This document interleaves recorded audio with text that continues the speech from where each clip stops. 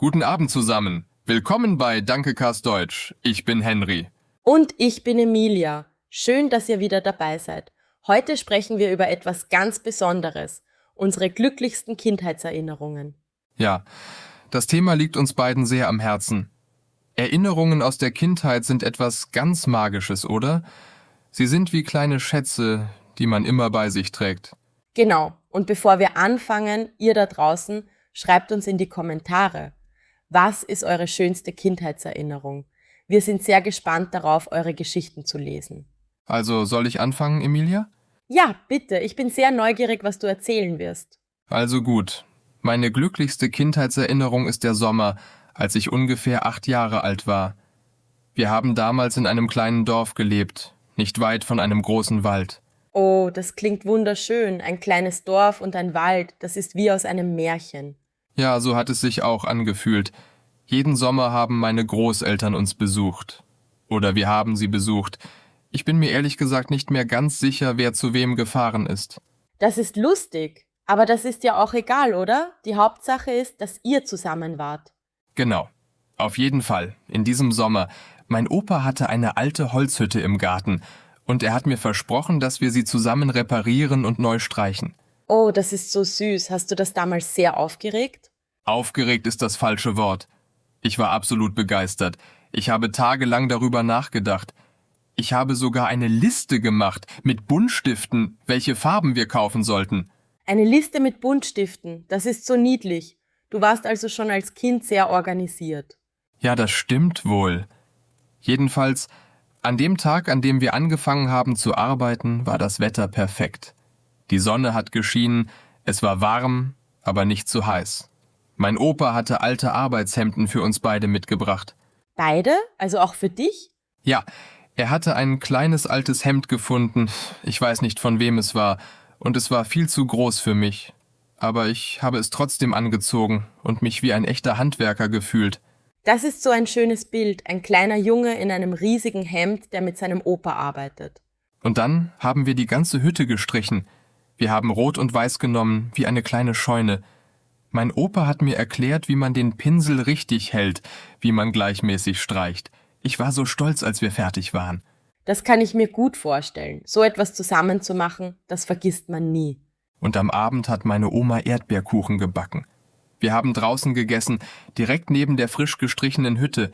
Ich erinnere mich noch genau an den Geruch, frische Farbe und Erdbeerkuchen. Oh, das klingt herrlich. Diese kleinen Details, der Geruch, das Licht, das ist das, was wirklich in der Erinnerung bleibt. Ja, absolut. Und mein Opa hat damals gesagt, Henry, du hast heute gute Arbeit geleistet. Das war für mich das Größte. Diese Worte habe ich nie vergessen. Das glaube ich dir. Manchmal sind es die einfachen Sätze, die am tiefsten gehen. Danke, Henry, das war wirklich eine wunderschöne Geschichte. Gerne. Und jetzt bin ich gespannt auf deine Geschichte, Emilia. Was ist deine schönste Kindheitserinnerung? Also, bei mir ist es etwas anders. Meine Erinnerung hat nicht mit einem besonderen Projekt zu tun, sondern mit einem ganz normalen Tag, der aber irgendwie alles andere in den Schatten gestellt hat. Erzähl mal, normale Tage können manchmal die besten sein. Genau das. Also ich war vielleicht 7 oder 8 Jahre alt. Meine Familie hat in einer Wohnung in der Stadt gelebt, nicht auf dem Land wie bei dir. Kein Garten, kein Wald, nur Straßen und Gebäude. Das kenne ich auch ein bisschen. Städte haben aber auch ihren eigenen Zauber, oder? Ja, das stimmt. Aber als Kind habe ich manchmal das Grüne vermisst. Und dann, an einem Samstag im Frühling, hat mein Vater gesagt, heute fahren wir raus, wir machen einen Tag nur für uns. Oh, das klingt nach einem Abenteuer. Ja, ich wusste nicht wohin. Mein Vater wollte es nicht sagen. Es sollte eine Überraschung sein. Meine Mutter hat Sandwiches gemacht, mein Bruder und ich haben uns im Auto fast verrückt gemacht vor Neugier. Und, wohin seid ihr gefahren?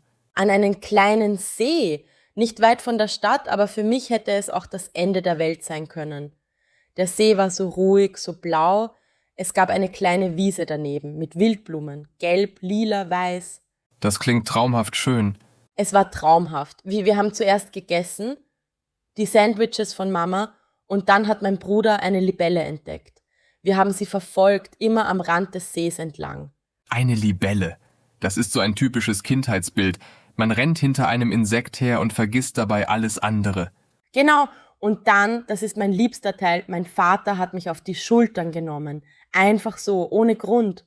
Und ich war plötzlich so hoch oben und konnte alles sehen. Den See, die Bäume, die Wildblumen. Ich habe das Gefühl geliebt. Das ist so ein starkes Bild. Diese Art von Momenten, wenn man sich plötzlich groß fühlt, obwohl man klein ist. Ja, genau. Und ich erinnere mich, dass ich gedacht habe, ich möchte immer hier bleiben. Dieses Gefühl von Freiheit und Sicherheit gleichzeitig. Das ist so schön. Freiheit und Sicherheit, das klingt fast wie ein Widerspruch, aber wenn man es als Kind erlebt, macht es total Sinn. Absolut. Und am Nachmittag hat mein Vater mir gezeigt, wie man Steine über das Wasser wirft, so dass sie hüpfen. Oh, das kenne ich auch. Das ist gar nicht so leicht, oder? Überhaupt nicht. Ich habe es so oft versucht, die meisten Steine sind einfach direkt reingefallen. Plopp! Haha, ja genau. Aber dann hat man irgendwann den Dreh raus und es ist das Beste der Welt. Genau. Und ich erinnere mich noch, wie stolz ich war, als mein Stein zweimal gehüpft ist. Nur zweimal. Aber für mich war es ein Weltrekord. Ein Weltrekord. Das ist wunderbar. Kinder haben diese Fähigkeit, kleine Dinge groß zu machen. Das ist wirklich etwas Besonderes. Ja. Auf dem Weg nach Hause im Auto waren mein Bruder und ich sofort eingeschlafen. Einfach so, zusammen auf dem Rücksitz. Meine Eltern haben leise Musik gehört, glaube ich. Das ist so ein friedliches Bild. Ein langer, schöner Tag. Und dann schläft man einfach ein. Vollkommen zufrieden. Genau das. Und weißt du was? Ich glaube, dieser Tag hat mir gezeigt, dass Glück oft in sehr einfachen Dingen liegt. Kein großes Spektakel, keine teure Reise. Nur Zeit mit der Familie, ein See, ein paar Sandwiches und eine Libelle. Das stimmt so sehr. Ich glaube, das ist auch eine wichtige Lektion fürs Leben. Die schönsten Erinnerungen entstehen oft ohne Plan. Ohne Plan, aber mit ganzem Herzen dabei. Das ist das Wichtigste. Absolut. Und wisst ihr, liebe Zuschauer, was mich bei diesen Erinnerungen am meisten berührt? Es sind nicht die großen Dinge. Es ist der Geruch von frischer Farbe. Eine Libelle, ein Stein, der zweimal hüpft. Genau. Und das sind auch die Erinnerungen, die bleiben. Nicht die teuren Urlaube oder die großen Feste, obwohl die auch schön sind, sondern diese kleinen, stillen Momente.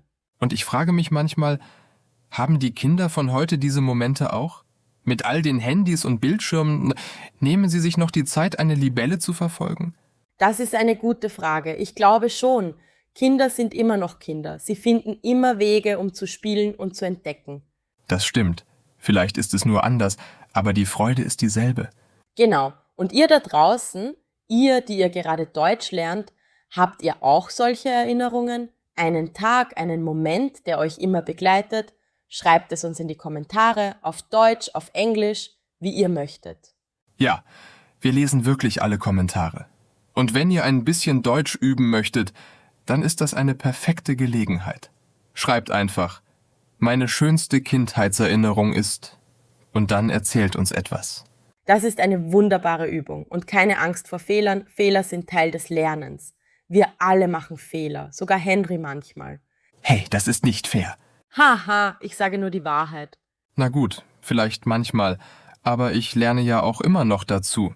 Das ist doch das Schöne am Leben. Man lernt nie aus. Sehr philosophisch, Emilia. Danke, ich tue mein Bestes. Ich möchte noch kurz etwas sagen, bevor wir aufhören. Diese Erinnerungen, über die wir heute gesprochen haben, mein Opa, dein Vater am See, sie erinnern mich daran, wie wichtig es ist, Zeit mit Menschen zu verbringen, die uns wichtig sind. Das stimmt sehr und manchmal vergessen wir das im Alltag. Wir sind so beschäftigt, so im Stress und die Zeit läuft.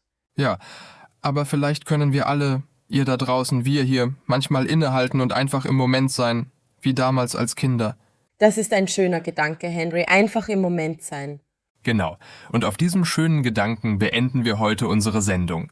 Vielen Dank, dass ihr heute dabei wart. Es hat uns sehr viel Spaß gemacht, diese Geschichten mit euch zu teilen.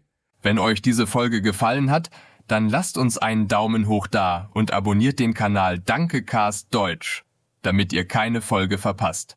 Und vergesst nicht, eure eigene Kindheitserinnerung in die Kommentare zu schreiben. Wir freuen uns wirklich darauf, sie zu lesen.